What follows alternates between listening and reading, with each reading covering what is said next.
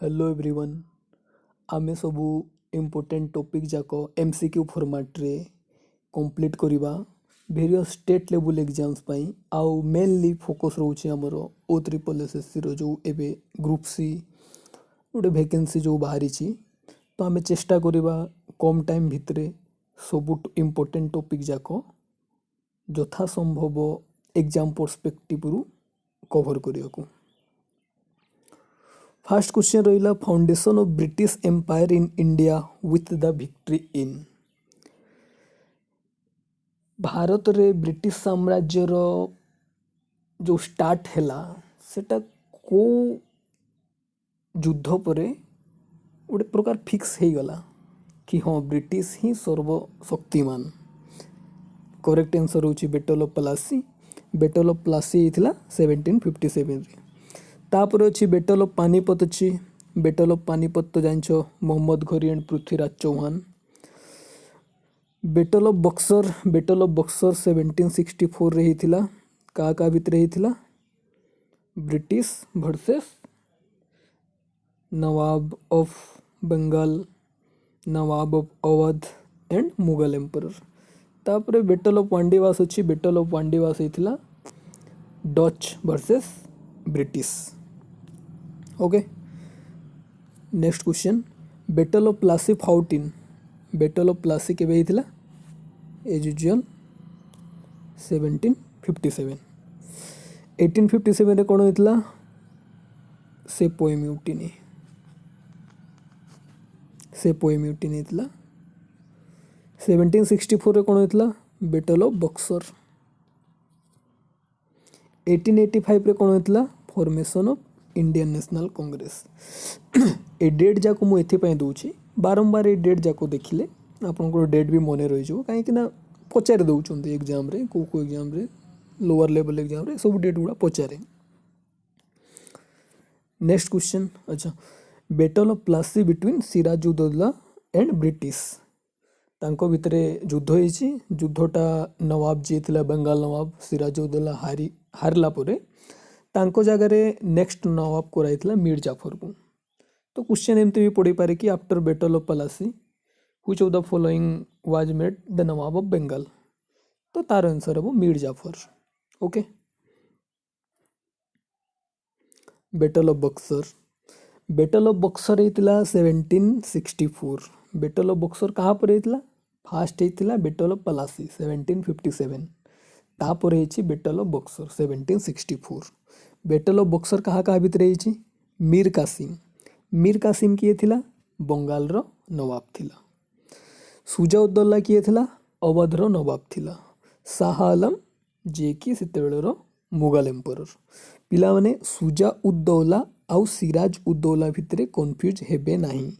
Siraj-ud-Daulah battle of Plassey से थिले सेतेबेले बंगाल रो नवाब किंतु बैटल ऑफ बक्सर रे किए रहउछि सुजाउद्दौला। सुजाउद्दौला किए अवध रो नवाब। ओके बैटल ऑफ बक्सर थिला 1764 रे मीर कासिम सुजाउद्दौला शाह आलम द्वितीय से तीन जनकर एलायंस थिला एगेंस्ट थिले ब्रिटिश। ए तीन जन एलायंस हे कि मध्य ब्रिटिश रु हारि जाइतिले।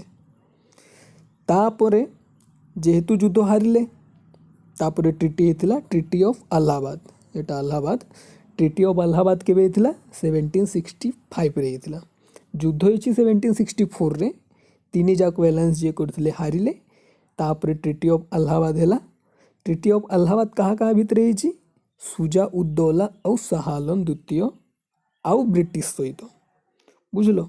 मीर कासिम रो इन्वॉल्वमेंट नाही ट्रिटी ऑफ अलाहाबाद रे।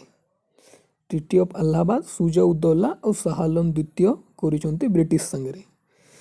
तापरे शाह आलम द्वितीय कौन थिले सेतेले मुगल बादशाह मुगल किंग।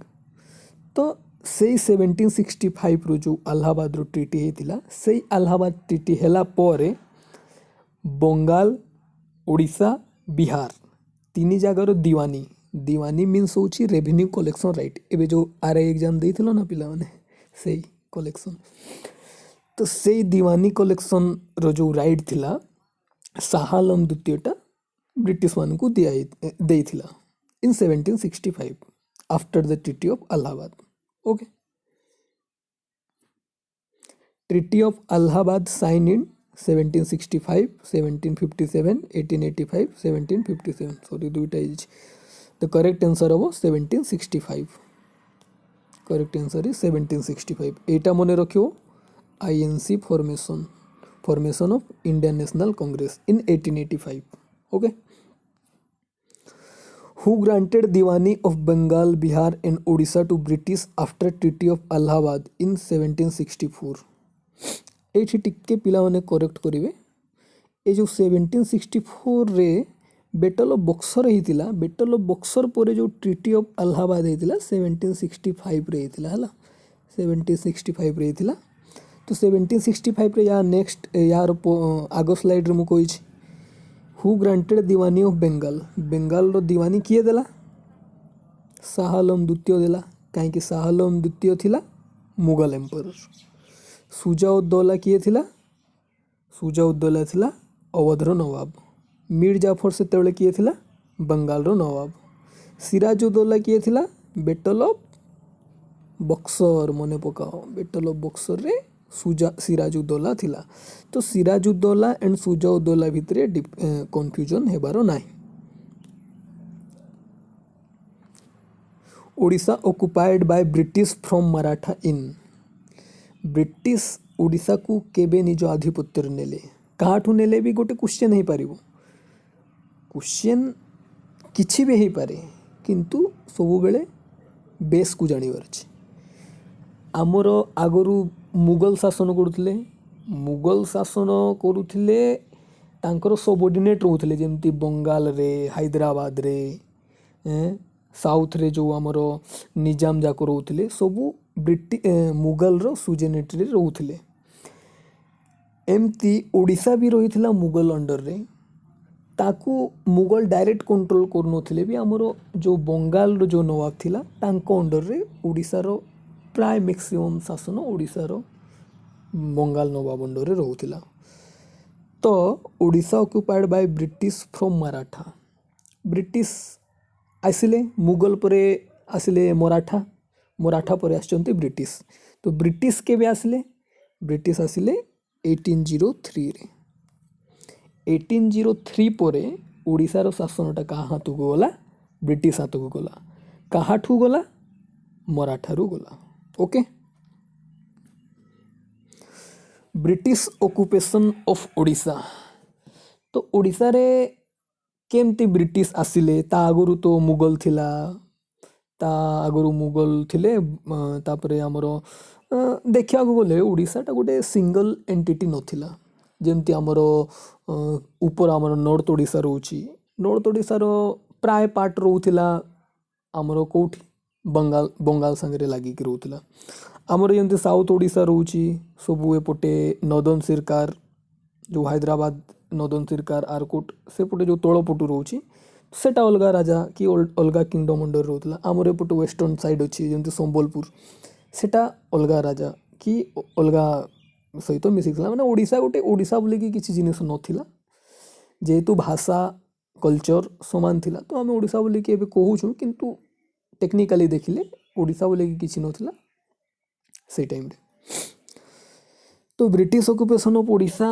काहे कि माने ब्रिटिश आखि पगैले ओडिशा उपरे आउ काहे कि ओडिया लोक ता पूर्वरु रहिथिले मुगल अंडर रे रहिला परे मराठा अंडर रे रहिले मराठा अंडर रे रहिला परे भी किछि मराठा लोकर किछि इंटेंशन भलो नथिला कि नाइ ओडिशा रे आमे शासन करिवु ओडिशा रे शासन करी कि भल से चलेबु सेमति किछि नाइ everybody was running behind money समस्ते प्लंडरिंग करुथिले मुगल थिले मुगल भी ऑपरेशन करिसंती लैंडलॉर्ड थिले मुगल जो हमरो मराठा थिले सब से माने टैक्स कलेक्शन करे से सरदेश मुखी चोट कोन कोन तार सब थिला ना तांकर मुगल मराठा मानकर से माने जो आड़े जिबे प्लंडरिंग करुथिबे तांकर एठी रही कि सुशासन करिक चलेवा सेमती किछि इंटेंशन नथिला आ ओडिशा मराठा अंडर रे किछि भलो सिचुएशन नथिला Maratha ruler weakness of Maratha rulers establishment of British factories British मानकर जो आमर जो बंगाल अच्छी बंगालटा सबुठू आग ब्रिटिश कंट्रोल गला आ बहुत डेभलप एरिया थिला माने ब्रिटिश मानकर सबू ट्रेड्र 70-80% ट्रेड सब से बंगाल रो ही होता बहुत प्रोडक्टिव एंड फर्टाइल लैंड भी तांकर तो ब्रिटिश मानकर गोटे